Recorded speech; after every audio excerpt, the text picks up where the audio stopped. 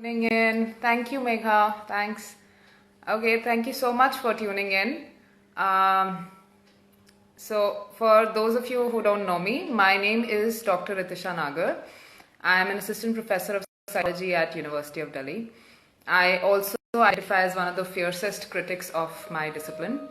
And so I'm gonna kind of share an anecdote about why I'm doing this. A couple of years ago, I met a student of psychology, and she was recently diagnosed with depression. And she said that, being a student of psychology, I'd already read what depression is about. But somehow her own experiences and the textbook description of what depression is about did not quite match. So she did not find that relatable. And because if you see, a lot of our textbooks are very jargon laden, and uh, your experiences sometimes can be very, very different. Very few books give space for people's experiences, what I call the insider's perspective. And many such interactions with people who are actually going through these different experiences taught me that, I've been having this nagging feeling that our discipline is overwhelmingly has the medical knowledge of human experience, and it does not accommodate people's perspective somehow, and this makes the knowledge that we provide to be incomplete and often sterile. And to compensate for that, I've started this initiative. Please pin the session. Okay. So to compensate for that, I have started this initiative called Out of Mind. So Out of Mind, first off, sound like a very negative term. Are you out of your mind? But for me, it's actually an indication of because when someone you're out of mind, it seems like they are. It's an indication of your medical, your disapproval of your personhood. So whether that's medical, social, cultural. So you could be, for me, so being out of your mind personally is a unique ability for individuals to transgress medical and social limits placed on them. And this is what I feel these sessions should be about. Just a couple of regular people with irregular lives. Now, to inform you, I am going to be bringing on board many special people, unique people who I've met in my life. Well, some of them may have what you would call diagnosable conditions. Many of them don't. They are just people who are, they're just people who probably have had certain experiences which I feel can help us understand ourselves better also. So the central theme for my sessions is going to be that, trying to understand people without placing labels on them. And once we do that, we'll probably realize that we can relate a lot with their experiences. So for me today, just 1 second, I'm adding my speaker here, the person that I've invited. So today I have invited someone very special with me. Her name is Akshi. So hi Akshi. Hi, ma'am. How are Hello. you? Very well. Thank you so much for being here with me. Thank you for having So me here. yeah, so about Akshi's been a student of journalism. She's currently studying psychology, and she's also trained in she's also a life skills trainer. And above all, she's a mental health advocate. And and through this advocacy work that she does, she tries to initiate conversation of mental health and also break the stigma and myths around mental disorders. So thank you once again for coming here and sharing your life with us. So for rest of you, please feel free to leave your comments and questions. We'll pick them up later. So let's start. So I think, Akshay, about the theme of this session, first of all, being on an emotional roller coaster. So when I shared this with you, that, can we give this name for your session, being on an emotional roller coaster? And you said that that's exactly how I feel like. So can you tell us more about your experiences and how it's been like to be on this roller coaster? Honestly, I feel that I've been on this roller coaster since forever. I can't even go back in time and pinpoint right exactly where it started and how it started and when it started. Uh, growing up, I used to feel like a cursed child because I used to feel that God is playing some twisted game with me where I would be going through, phases of happiness and sadness. So, he'll give me one good year and then one bad year. So, I can't feel normal emotions. It's always going to be in extreme. So I realized it very early that something is off because I remember I have been indulging into self-harm since the age of 10 or 11 probably, which is not a normal thing to do. And even back then, I realized that there's something wrong. This is not right. I shouldn't be doing it. But then I really couldn't stop myself from doing it. Uh, like I said, I've been having these ups and downs forever. So, there would be phases where I would be I'd feel like, I'm walking on a cloud. I'm so high, so happy. Nothing in the world is, going to stop me from doing whatever I want to do. I can conquer the world. I'm so powerful. I can change everything. I can get whatever I want. I can manipulate people into getting my way. I can play with people's mind, their lives. And then, the sadness, the low phase would come where I would just not feel anything. It would be, like falling down a black hole where you don't know what is happening, why is happening. You're just falling in this, you know, you're just in this state where everything is bleak, everything is dark, everything is scary. So uh, I feel I've been on that roller coaster since then. And about 3 years ago, I got diagnosed with bipolar disorder, and that's when I realized what I've been, after about say I've been in therapy for 3 years now. So that's how, I realized why what has been happening, how has it been happening, and that's where my journey of self-discovery began. So I guess I mean I guess I was very fortunate to have people around me who were aware that this is not something what a regular person would feel. This is not a pattern of behavior a regular person would go through, and suggested help. It's been a very difficult journey, but I'm glad I went through what I went through now. I don't feel it. I don't feel it's been a curse anymore. I feel proud of myself, and I feel proud of the journey that I've had so far, and where I am now. Right, right. So, I found this very common thing in people and even students of psychology that they use the term bipolar very casually. So, if you Right. have someone who's probably, moody, capricious, changes moods very quickly, you're like, oh, this person's bipolar. And especially, it's more commonly used for women, this term. Right. So, Right. can you tell the people who are tuned in about, the difference between what would be bipolar and what would be your, something that a regular person goes through, change ups and downs in mood. So, how is that different? So bipolar is not it's not an immediate switch of moods. You're not suddenly happy and you're not suddenly sad. It's a prolonged state of sadness, and it's a prolonged state of, the high, or what we know in psychological terms as mania. So like in my case, I would feel the depressive phases would last from anything about a year to 2 years, and the manic phases would be for about, a few months at least. And here I would during my mania, I would be I wouldn't. So my bipolar disorder is supposed to be bipolar disorder 2, where the mania is not very, very, it's not very obvious. It's not as intense as it is in the other, in bipolar 1.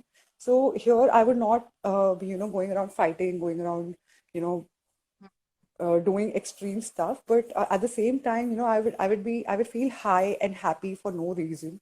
And there would be bursts of anger if somebody tries to get in, tries to say counter me, or tell me not, this is, you're not supposed to do that. If I'm telling somebody that, I want to say, uh, I don't know, maybe I want to go, shop everything I want. I want to spend a lot of money. I want to uh, do something extreme in any way. And if somebody tells me that no, you are not supposed to do that, I would lose my mind, and my anger would not also not be a normal anger that we feel. It would be pure rage. You know, I could literally feel my head explode with anger, you know, go hot with anger.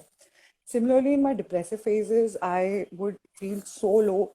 I remember about 3 years ago, I was in such a bad state that I was in bed for about 2 months. I didn't leave my house, I didn't leave my room for that matter.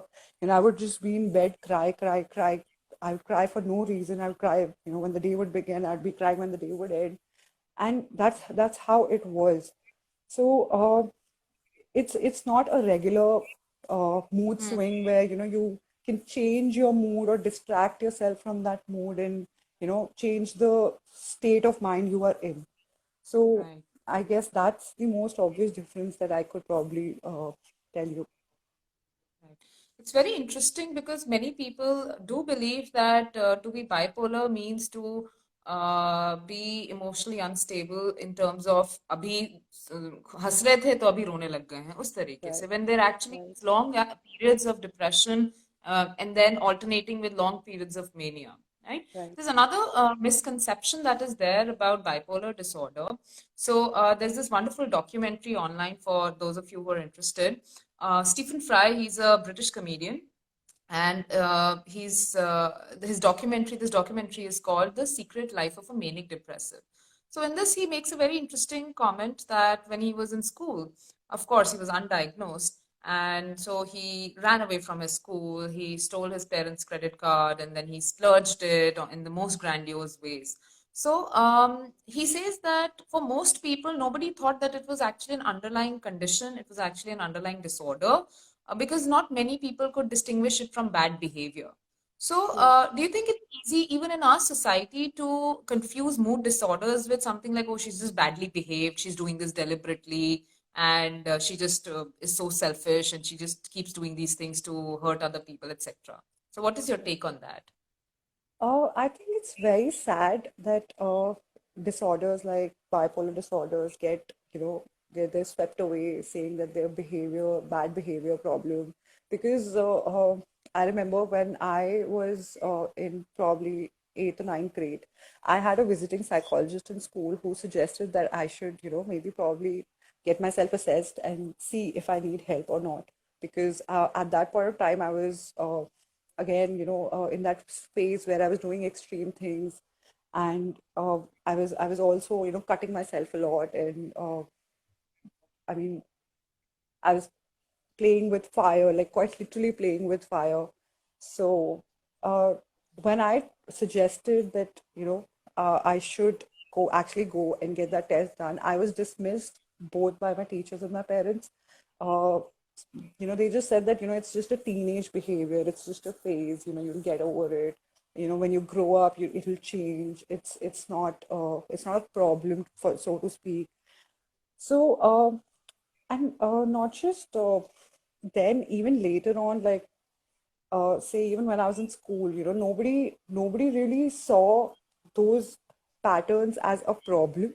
They just saw it as a, you know, a phase that, you know, probably, you know, or she's growing up, Mhm. puberty is hit, hormonal changes, she's a woman, she's bound to, you know, behave or react in a certain way. Or, you know, Mhm. oh, she's a teenager, so, you know, she will behave in a certain way, or she will do certain things because, you know, the rebellious phase and all of that.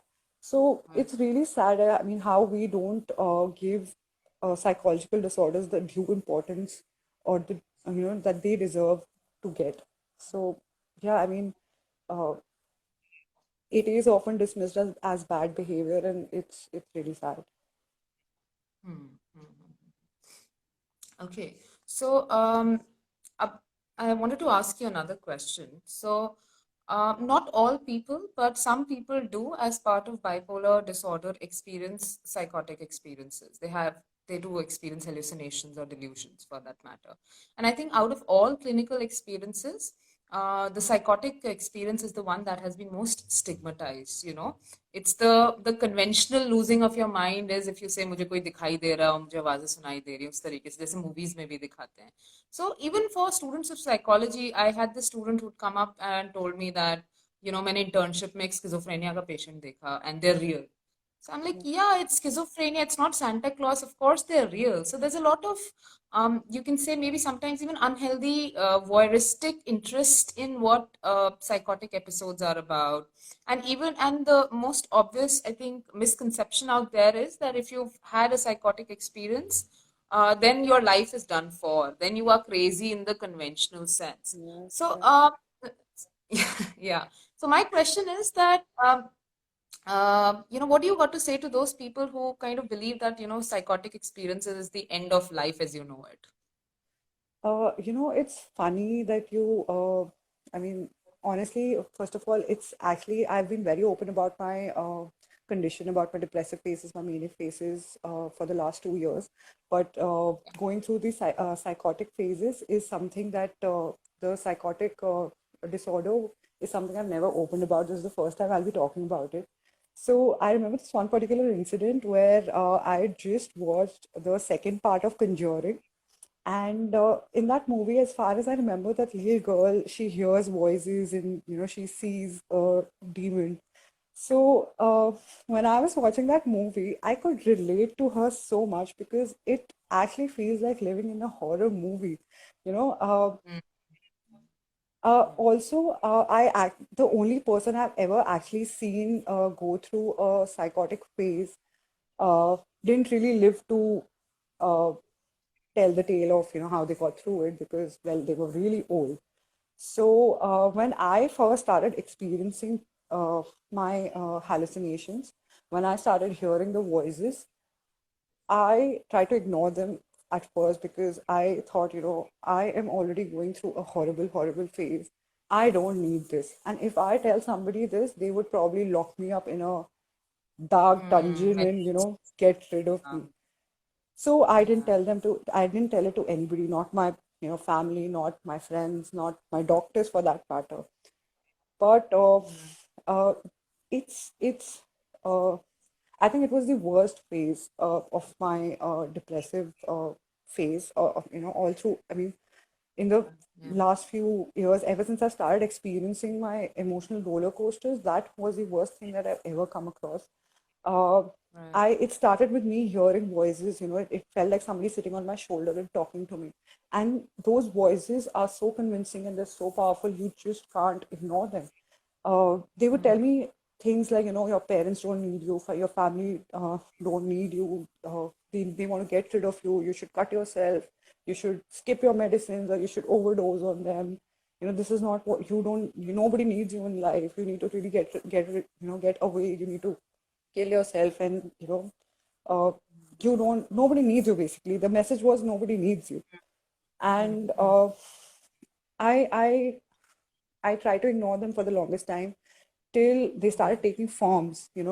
Now from voices, they were not just voices, they were forms. They were shadows around my bed. Every time I would turn the lights off, I would see these figures standing around me and talking about me like I'm not even there.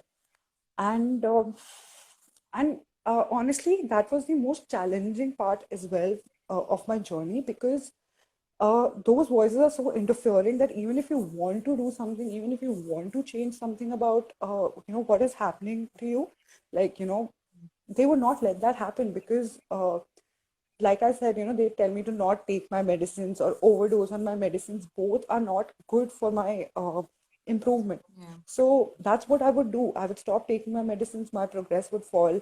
I would overdose on my medicines. I would be on the brink of, being hospitalized. right, So that went for the longest time till finally I was put on injections where I was, under strict supervision, where I could not escape it. And when I started taking my medicines, those injections regularly, that's when I started improving, and that's when my, head started clearing up, and I was finally able to make better decisions. Because yeah, dealing with a mental health issue is already a challenge, because uh, yeah, it plays with your mind. But having mm, these voices and figures tell you, and try to mess with you and try to manipulate you or play with you is and these voices and these figures are just as real as you and I talking. So it's not, right, it's not, you don't know whether they're real or not. Sometimes they would take form of people I love. to get me to do what I would want to do. It might all sound crazy, but it's real. It's just how it is. So yeah. Yeah, yeah. Well, you're here talking about it, so that gives a lot of, if there are people out there who know someone who's gone through this, or who may have gone through who have gone through this themselves, then I think you coming here and talking about it on this platform like this tells us that there's a lot of hope. And talking about that, I want to move to the next question about hope and about treatment. So, mental health support in our country is still at a very nascent stage, right? There, it's a very high, it sometimes I find it that it's a very highly unregulated sector also. And patients in India can actually have a very harrowing time trying to get the treatment that they need. And, in addition, the nature of mental disorders is such that, sometimes medicines can take up to 2 to 4 weeks, and even months sometimes to show their effect. And apart from that, therapy and counseling, of course, is a long-term kind of a process. So, overall, can you tell us about, it can become a very frustrating journey for any patient or any person out there. So, can you tell us more about your journey through your treatment, and how was it? Was it frustrating for you, and the It ups and downs that was came? it was really, really frustrating. One, because first of all, accepting the fact that there's something wrong, there's something that needs to be addressed and sorted out, is the first challenging part. And I was okay till the point where I was suggested counseling, I was suggested therapy. I was all right with it because, it's just a person talking to another person and, trying to sort issues out. But when I was told that I need to be put on medicines, I was very, very resistant because it meant that uh, I'm damaged in some way. And I didn't want the burden of that tag. I didn't want that, that label on me that, oh, she is damaged. She's so far gone that she can't function on her own, and she needs to be on the support of a medicine or be medicated to be, function properly. Right. So that was one of the challenges. Also, finding the right doctor, the right professionals was also a huge, huge challenge because um, I honestly went through about five or six doctors before I finally got to one who I felt could really help me. Not like you said, it's an unorganized sector. I also feel there's a major lack of empathy in the doctors sometimes. You know, like the first doctor I met wouldn't listen to me. I would keep trying to tell him that, oh, this is my problem, and he would just not listen to me. And it finally took one breakdown for my therapist to suggest another doctor to me. And that's when I, shifted to another doctor. And there, he finally sat me down and he listened to me for about an hour or so. And then he finally gave me a diagnosis and medications. And also, like you said, that medications don't work. They're not magic pills. It takes time for them to take effect. So, when you're in that state, you just want to get okay fast because of the lack of acceptance within yourself, also that there's something wrong with you. I mean, although, I would say that having been through what I've been through, now I'm at, in a position to say that it's just like any other illness. It's just like any other illness, say like uh, diabetes or, any illness for that matter, which can be cured, which can be, which one can get help for, and it's nothing to be scared of, or it's nothing to, we don't really have to make a big deal about it. But yeah, so I mean, I al- I had to go through that struggle in the sense that, one doctor told me, oh, you shouldn't drive because you completely lost it. You're not stable enough. You can't do anything. And then one doctor told me, oh, kuch nahi hua hai, just take these medicines. And I would keep telling them that, this medicine is not working out. It's giving me certain side effects. He would just not listen to me and, help me out there.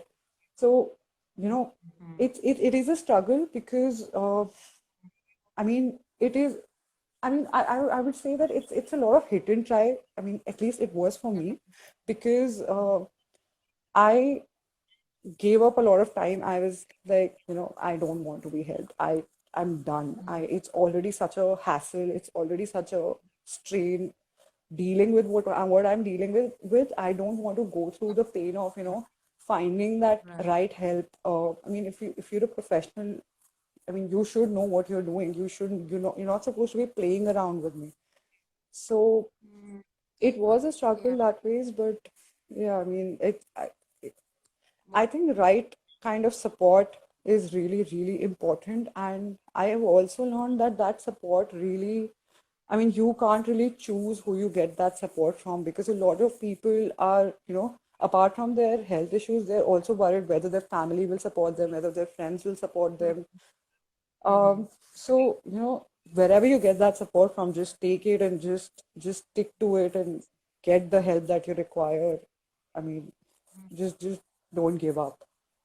So, yeah. Yeah, yeah. I believe you did get some very good therapists and psychiatrists after this, and who you found to be very supportive and who've helped you and brought you here.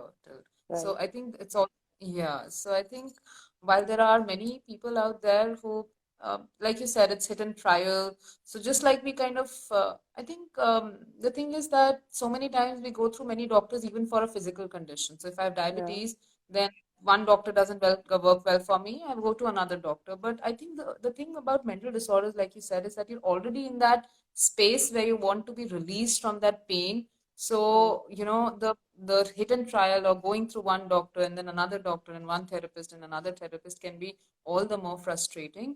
But there's no reason to give up, of course. Yeah. So, yeah, my next question is so um, I have,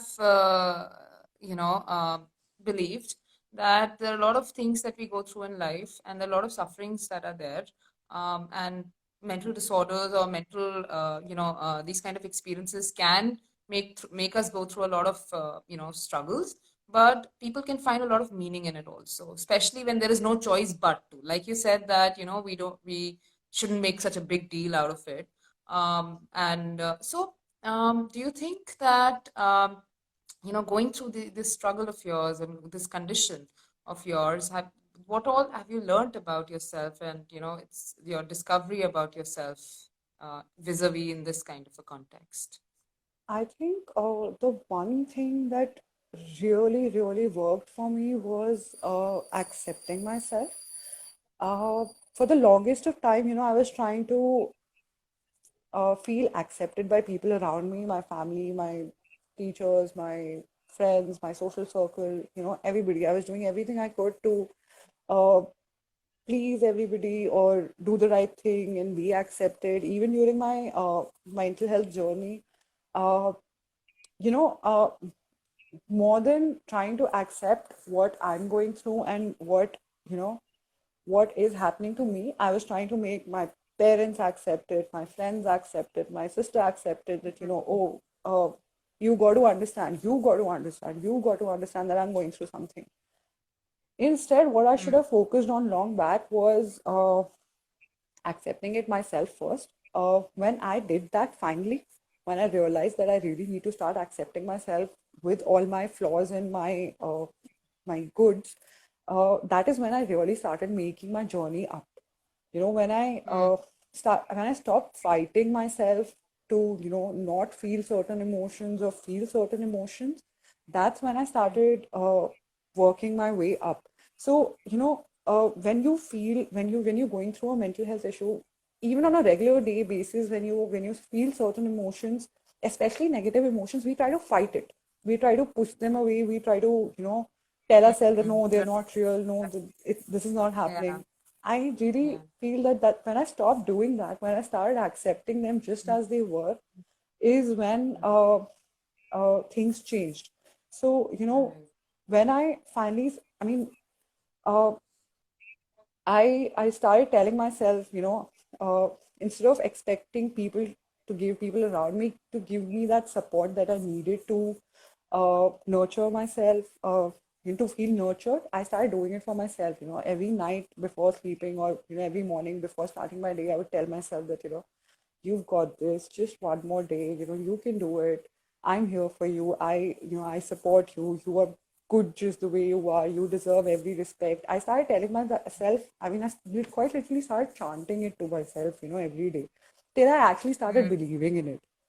And mm, that was the biggest thing that I think that's the best thing that I did for myself, because all these years my mental dialogue has always been negative. Every time mm. something would go down, my thoughts would enough uh, that little hope is enough to get you out of it. So Right, right, right. Uh, so is it exclusively for people who are going through something, or let's say if some of the mm, students out there want to join in, so what can they do to join in or to help? everybody is welcome to contribute in any way that they can. And we are mostly looking for content or support, somebody, who can provide support, say students of psychology who can, make people understand, or professionals who can, probably say spare an hour or so in a week to, help people out going through what they're going through, or, probably share a little clipping of suggesting, or a little article or a poem suggesting what people can do to help themselves. I mean, these little things are what matters. So that's what I believe. Right. Thank you so much, Akshay, for opening up. And especially since you mentioned that, talking about your some of the experiences you hadn't shared on other platforms, especially for that, for opening up, for coming here and telling everyone what it's like to be Akshay Kohli. And I think you're quite an inspiration for many, many people out there for who you are, for what you've done and where you are. And I would want to see if there are any questions anyone wants to ask, or if there are any comments or feedback that you would want to give, you can write it here. Alternatively, you can also drop in a message to me or to Akshay directly, of course. Let me just go through some of if there are any comments. Someone has asked, if a person is suffering from mood disorder, whom shall we first resort to, a psychologist or a psychiatrist? See, if you wouldn't know whether you're suffering from a mood disorder or something else, I think it would not be right to first conclude for yourself whether मेरे को तो mood disorder है. You should see a psychiatrist or a clinical psychologist. Both of them are competent enough to tell you what kind of support you need. So, for example, a clinical psychologist, if you need a psychiatric help, also, if they believe that then you need a psychiatric help, they will refer you to a psychiatrist. Similarly, if a psychiatrist believes that you need therapy, they will refer you to a clinical psychologist. Also, most of the times, both all these professionals work hand in hand. So they'll be seeing your case, and then beginning from assessment. And assessment firstly will tell you whether it's a mood disorder or whether it's any other XYZ kind of a disorder. So you can go to any good psychiatrist or a clinical psychologist. It doesn't really matter. So this is your answer to that question. I don't think, I think there are a lot of some very uh, motivational comments there, motivating comments there for you, Akshay, which you can kind of go back later perhaps.